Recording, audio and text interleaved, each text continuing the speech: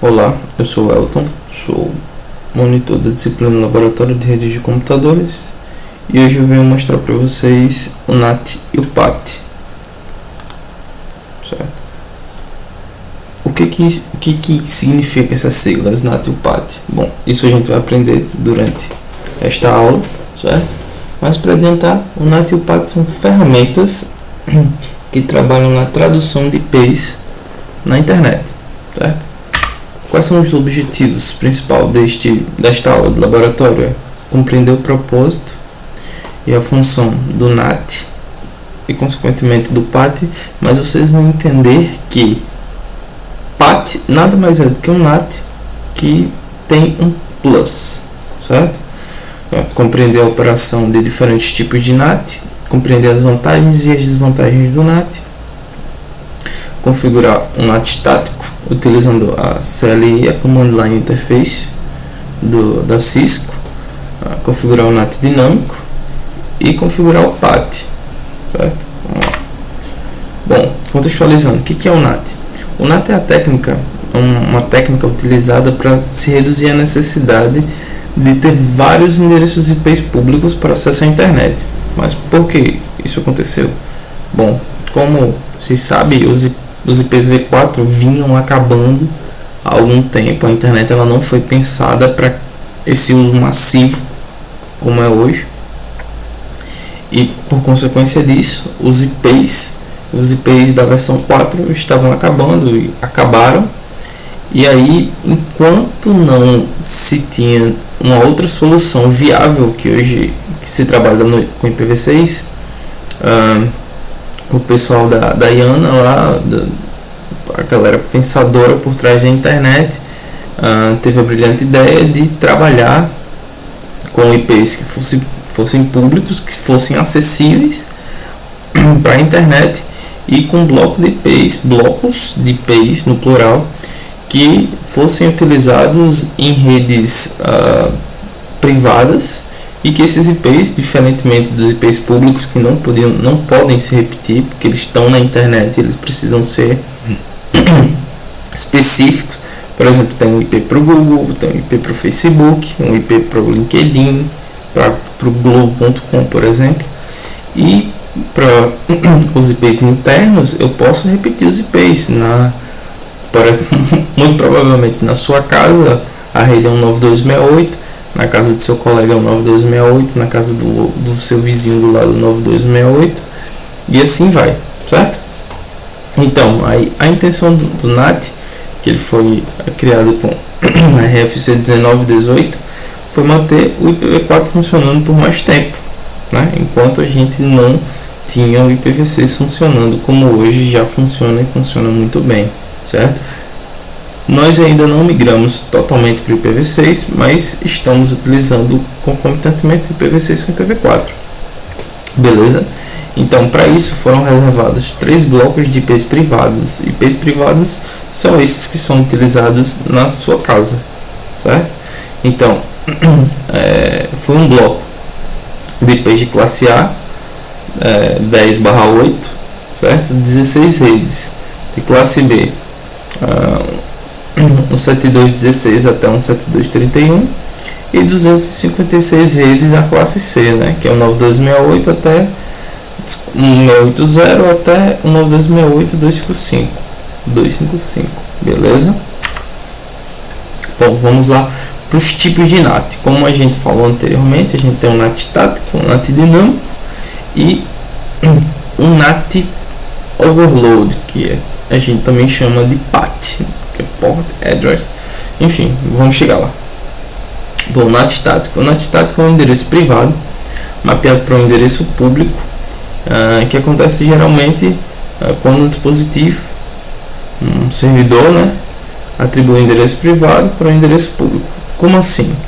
Pode ser que esteja confuso, mas é basicamente assim: eu tenho um IP privado, certo? Vamos supor,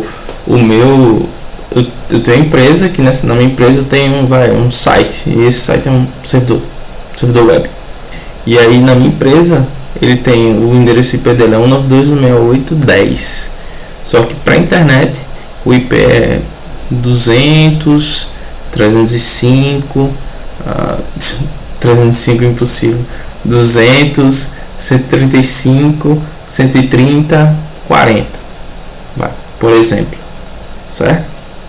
E esse IP que é enxergado para todo mundo. Então, o NAT estático ele traduz um IP para um IP, ele traduz um IP público para um IP privado, certo?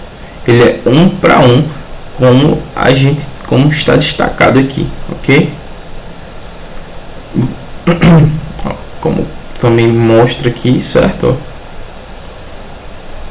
O funcionamento do NAT estático. Bom, o NAT dinâmico ele já é um pouco diferente. Como é que o NAT dinâmico funciona? Ele traduz muitos IPs privados para muitos IPs públicos. Como assim? Suponhamos que eu tenha na minha empresa, eu tenha vários servidores e para esses vários servidores eu tenha 4 IPs públicos, certo? Imaginem que a internet está ficando escassa, os IPs, e para eu ter um IP é uma coisa de louco, é muito caro. Para você comprar um IP, não tem mais à venda, só tem realocação, empresas que querem se desfazer desses IPs. E aí outras empresas que têm uma fila enorme para pegar esses IPs públicos, elas querem esses IPs, mas suponhamos que a gente tenha 4 IPs e eu tenha, sei lá, 16 servidores, certo? Então funciona mais ou menos assim. Quando o cliente vem e acessa, ele usa um desses IPs, certo? Vamos supor que ele use aqui, ó, o 63631, certo? O cliente que chegou aqui está usando o 63631 e aí ele vai se endereça para esse 10.10.1. Enquanto existir essa conexão, eu só vou ter 3 IPs disponíveis para as minhas 16 máquinas e assim vai, certo? Ou seja, eu posso ter 4 saídas para a internet nesse caso aqui. Ou seja, nesse caso eu tenho um pool de IPs públicos, diferentemente do NAT estático, que eu tenho um IP público que eu traduzo para um IP privado. Neste caso aqui eu posso traduzir 16 IPs privados para 4 IPs públicos, mas eu só posso ter acesso a 4 IPs privados para 4 IPs públicos simultaneamente, beleza? Então aqui a gente diz que no NAT dinâmico eu tenho N para N, certo? Bom, esse slide vai estar com vocês vão ler, vão poder entender, vão poder tirar as dúvidas também conosco, sem nenhum problema, ok? Bom, e o último é o Port Address Translator, que é o NAT Overload, certo? É o PAT. Bom, nesse caso, muitos endereços privados da minha empresa são traduzidos para um único IP. Mas qual é o pulo do gato aqui? O pulo do gato é que, diferentemente do NAT dinâmico, que eu traduzo um IP para um IP, mesmo que eu tenha um pool de IPs, no PAT eu traduzo muitos IPs para um único IP. Ó, se vocês perceberem aqui, eu tenho 63631, 63632, 63633, certo? E aqui eu também estou mudando os IPs dos acessos que eu estou solicitando, beleza? No PAT não, no PAT eu mudo os IPs, ó, todos estão acessando pela tela, inclusive pela porta 80, e aqui eu mantenho o mesmo IP. O pulo do gato é aqui, ó, que o PAT ele traduz e fixa isso numa porta, certo? Ou seja, no PAT eu tenho um único endereço IP que eu traduzo os meus endereços IPs privados, certo? Para esse único endereço IP mais a porta de acesso, certo? A porta a gente tem mais ou menos mais de 65 mil possibilidades de tradução de IPs, certo? Eu não me lembro exatamente quantas portas eu tenho disponíveis e eu posso utilizar, mas é mais de 65 mil. Então aqui a gente já percebe que esse PAT é um pulo do gato muito grande, principalmente para provedores de internet que tem vários clientes, certo? Não precisa ter um pool de 1000 IPs se eu posso realizar todo essa tradução a partir de portas, beleza? Ops. Deixa eu voltar aqui, beleza? Operação do NAT. Bom, operação do NAT. No NAT, os endereços IPs privados não podem ser roteados para a internet, isso que eu expliquei, né, anteriormente. Bom, o NAT é usado para converter endereços IPs privados dentro de empresas para IPs públicos, podem ser roteados, ou seja, acessados pela internet. O NAT oculta endereços IPs internos nas redes externas. Depois dessa tradução, o IP interno ele morre. Quando ele sai para a internet, vamos supor que eu tenha um IP privado que ele seja 30.30.34, por exemplo, e o meu IP interno é 192.168.0.1, 0.2, 0.10, não importa. Quando eu saio com esse IP e ele é traduzido, a internet só vai me enxergar nesse 30.30.34, ok? Bom, então aqui as empresas usam os mesmos endereços IPv4 privado, de forma que os dispositivos externos não consigam diferenciar a rede, certo? Bom, isso aqui são informações que eu já dei, ok? Então, por favor, leiam os slides, certo? Eles estão bem informativos. Bom, operação do NAT, né? Nós temos 4 tipos de endereços, que é o endereço interno, o externo, o local e o global, ok?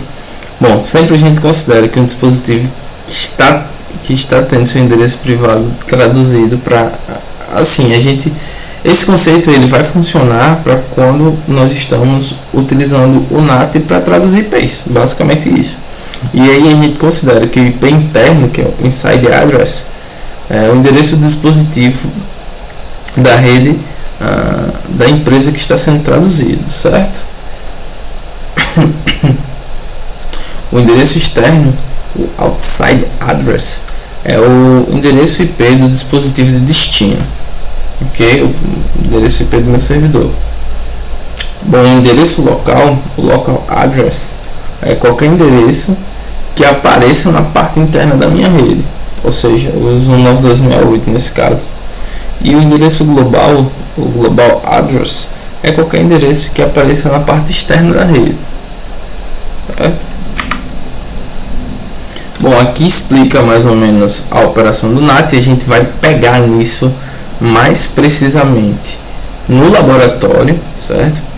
Por isso é importante que vocês entendam isso, que vocês leiam isso, mas a gente vai pegar isso no laboratório e nas atividades que serão disponibilizadas para vocês, beleza? Bom, aqui o endereço IP privado interno é convertido para um endereço público, certo? Usado para acessar um servidor externo,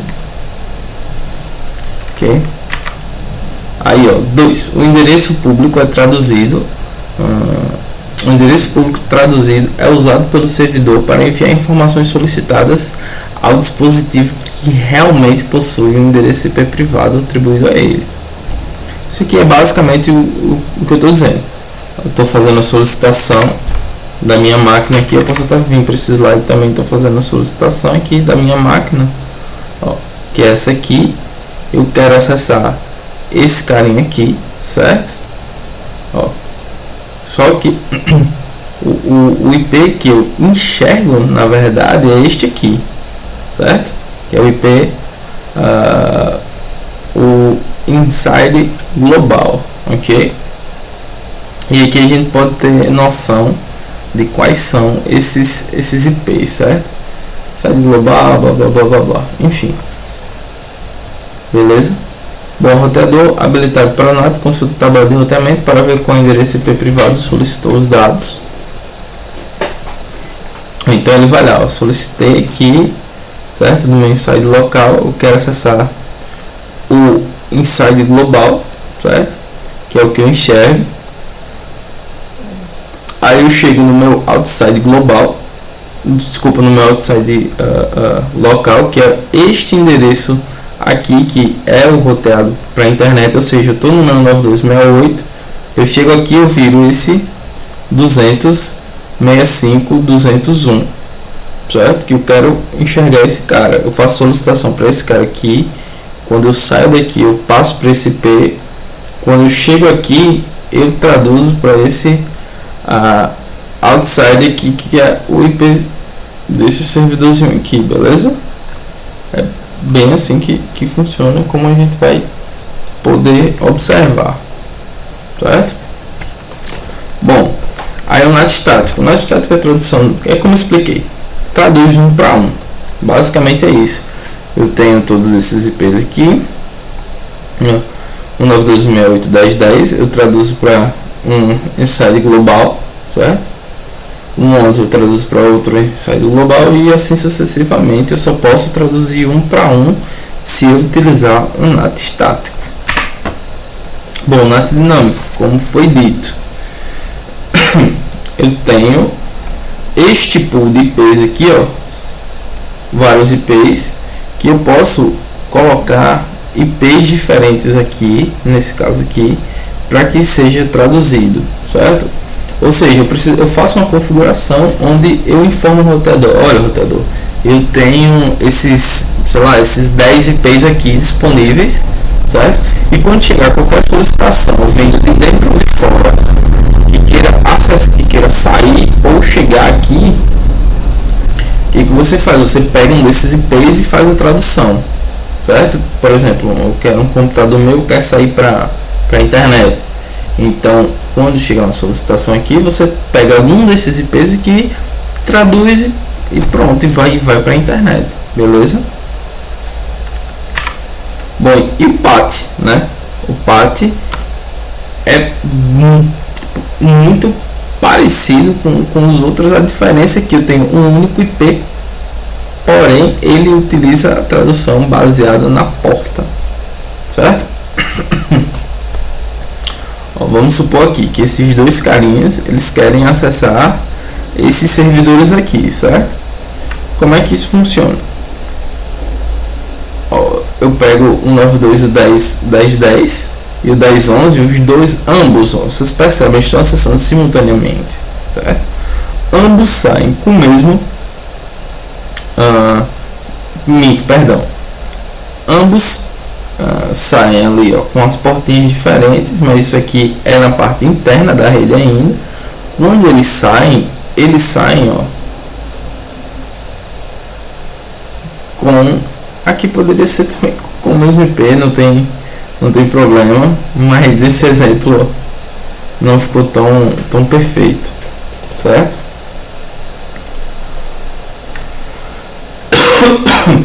Mas os dois podem sim, sem problema, ó, como mostra aqui, sair com os IPs, ó, externos, certo?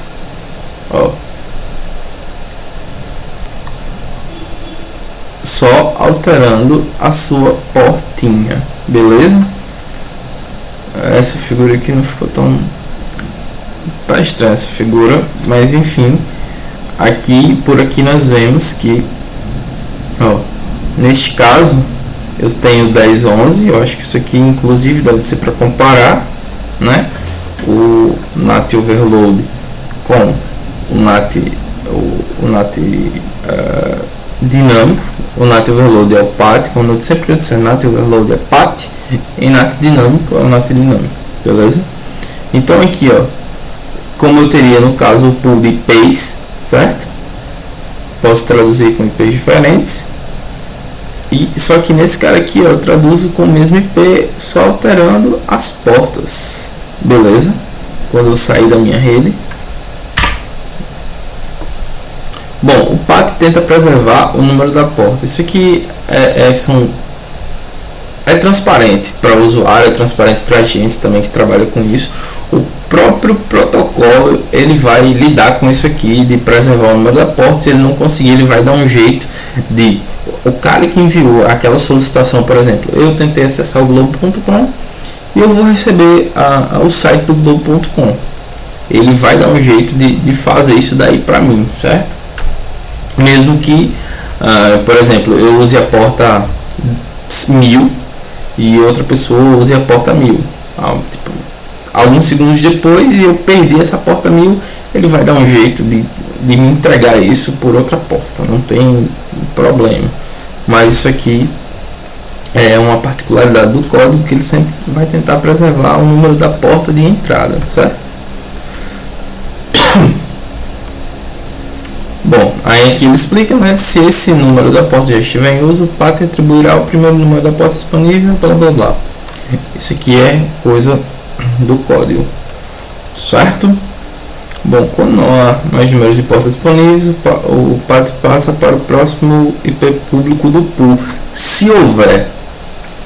Isso aqui é bem importante. O PAT ele também pode funcionar com um pool de IPs, assim como o NAT dinâmico. Só que, além disso, olha aqui, ó, a quantidade de portas disponíveis é 65.535. Ele pode usar nesse pool de IPs mais as portas, beleza?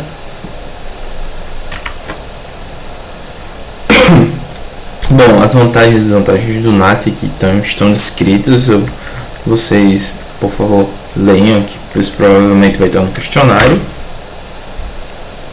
certo? Aí a gente vai passar para a parte da configuração. Aqui são os comandos que a gente vai utilizar, certo? A gente vai colocar a mão na massa daqui a pouco. Não, mas prestem atenção aos comandos. Ó. IPNAT inside source, ó. Ele explica aqui como é que vai funcionar isso na área que a gente configura, ó. Bom, aqui configurar o NAT estático. Lembre-se de que qualquer interface do roteador de borda que esteja na rede deve ser configurada com o comando IPNAT inside, certo? Este aqui é muito normal, o que esse carinha está dizendo aqui, que a gente configura tudo, mas aí chega uma hora que não dá certo. Por quê?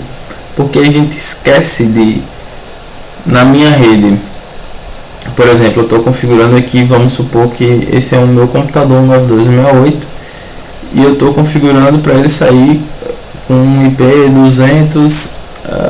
233.45.20, certo? Então, além dos comandos que eu tenho que dar aqui, eu tenho que informar para o roteador que ainda não sabe, apesar de ser feita a configuração, eu tenho que dizer que o cara, ó, que este aqui vai ser o IP de inside, ou seja, eu vou chegar com 9268 aqui e eu vou sair por aqui, ou seja, eu vou entrar na porta serial 0/0 e vou sair na 0/1 com o outro IP, certo? Eu tenho que informar pro meu roteador qual é o IP que chega e qual é o IP que sai e por onde sai, beleza? Como está explicando aqui, ó, certo? IPNAT inside que ele explica, beleza? Bom, analisando o NAT estático, o cliente abre uma navegação web. Bom, isso aqui é uma explicaçãozinha básica, certo? Que o material dá pra gente. Vamos passando. Bom, esses comandos eles são bem importantes para a gente verificar o correto funcionamento do nosso NAT, para ver se está tudo funcionando, certo? Bom, a prática recomendada é sempre utilizar esse CLI IPNAT estáticos aqui para a gente verificar se está tudo sendo traduzido certinho ali no momento. Ó, aqui comandos importantes, ele está deixando bem claro que o comando importante: show IPNAT translation, show IPNAT statics.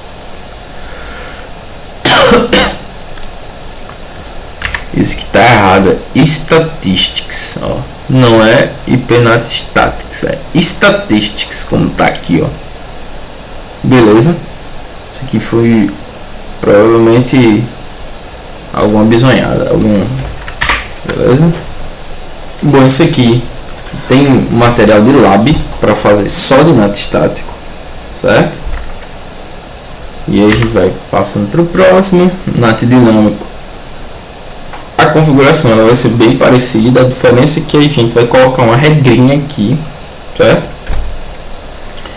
Para atribuir o pool de IPs. A diferença vai ser basicamente essa.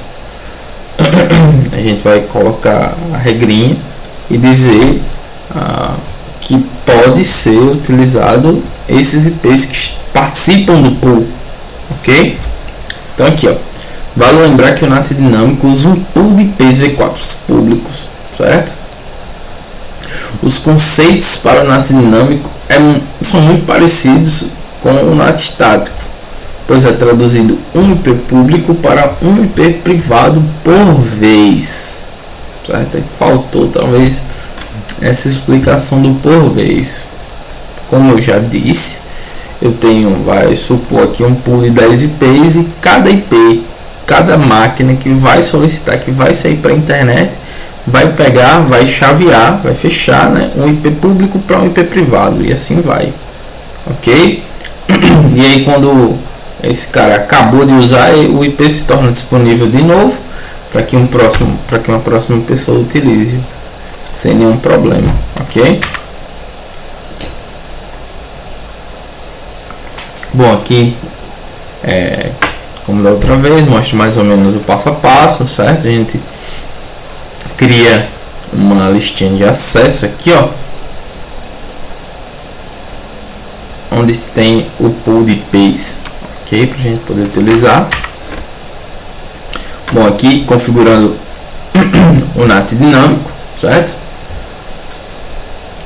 Aqui ele explica mais ou menos como a gente faz, beleza?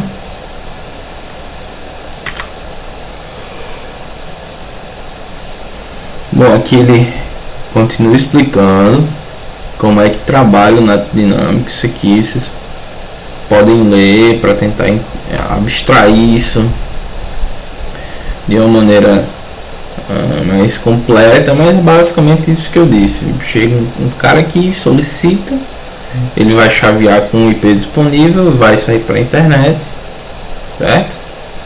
Quando ele acabar, ele libera esse IP, uma próxima pessoa vem, chaveia e assim sucessivamente. Bom, e aqui a gente verifica o NAT dinâmico, certo?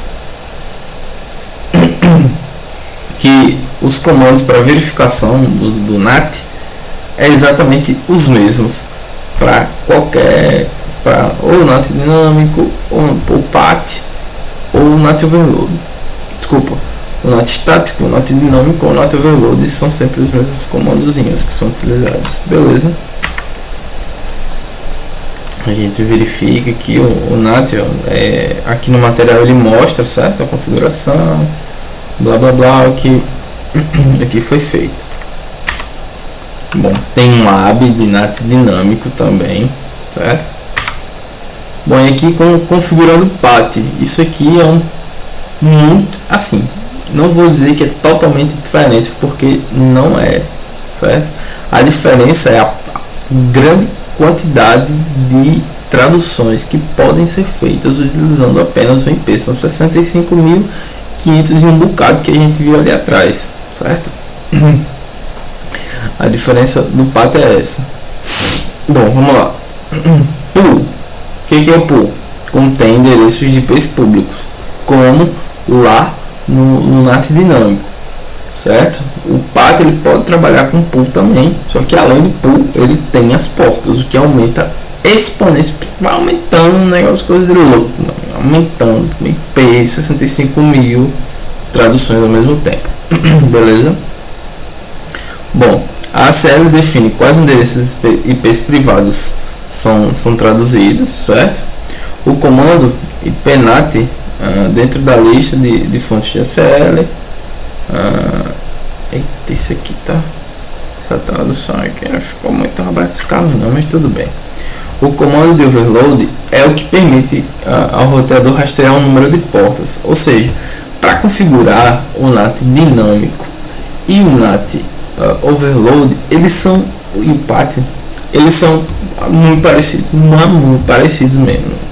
A parte de do que a gente escreve lá no CLI. O que acontece é totalmente diferente, mas a parte da programaçãozinha do que a gente digita lá na CLI é muito parecido.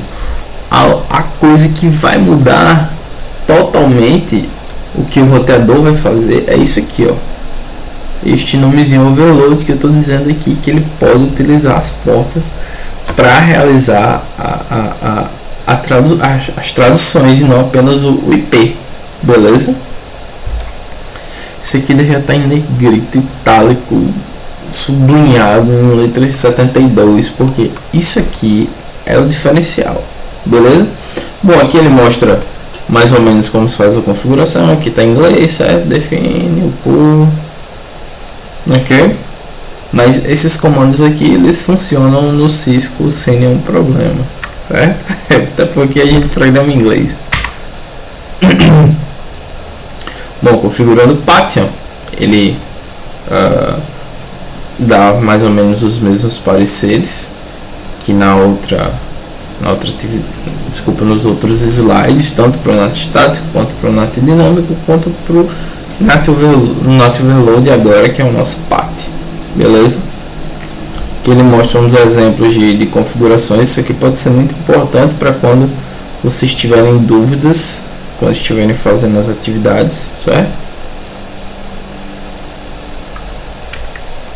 Beleza. Ele dá um exemplo aqui de uma rede, e aí configuração, configurando a rede 2, certo? Para ele trabalhar com essa parada de traduções.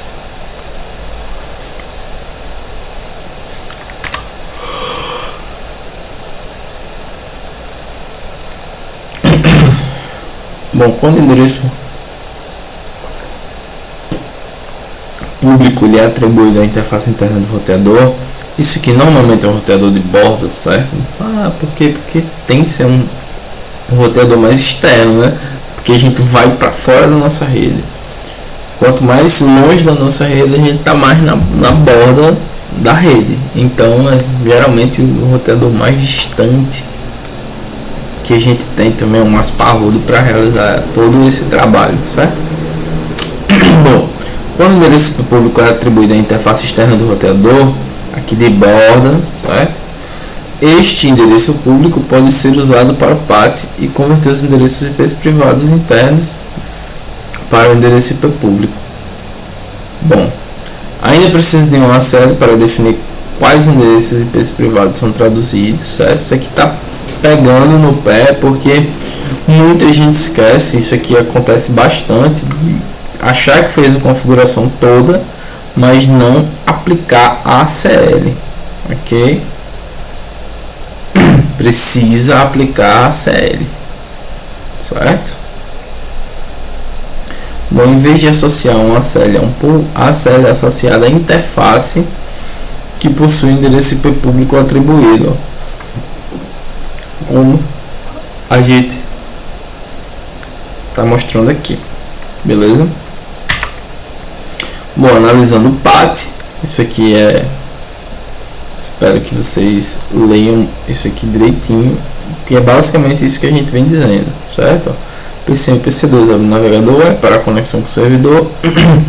A R2 recebe os pacotes na interface interna e verifica se a tradução deve ser realizada por meio de uma ACL. Qual a ACL? A ACL no meu pool lá. Bom, então aqui a R2 atribui e assim sucessivamente, certo? Vai explicando como o roteador faz para realizar essas traduções. Bom, aqui a gente verificando o PAT, como eu disse, os comandos eles são os mesmos para PAT, NAT, todo mundo é a mesma coisa.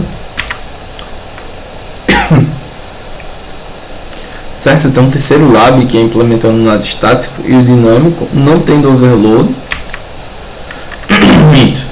Tendo overload, mas não está junto nesse cara aqui, certo? Ó, depois que a gente aprende, é muito simples. Essas atividades elas são bem simples, é só para configurar e ver como estão funcionando, certo?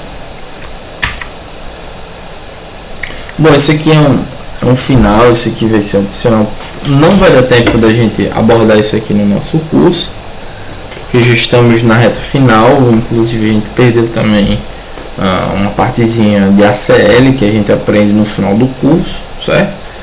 Mas enfim, a gente vai até NATPAT, é uma coisa muito importante da gente saber. E resumindo, é por isso, certo? Bom, aqui tem o finalzinho, ó, explicando sobre encaminhamento de portas. Se vocês leem, eu considero que é muito importante também para que a gente aprenda e, enfim, coloque isso em prática, né?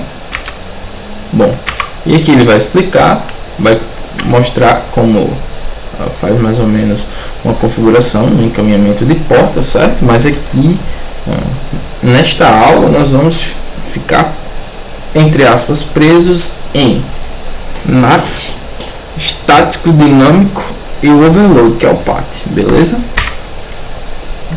Então um lado também que configura o encaminhamento de porta. E é isso. No próximo vídeo a gente já vai mostrar configurando esta redezinha aqui, certo?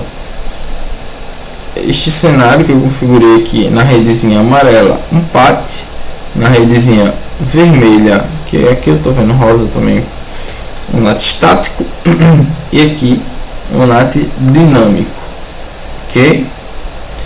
Então na próxima aula a gente já começa, beleza? Nessa configuração. Essa parte foi mais teórica, a próxima é prática, pura prática, beleza? Valeu!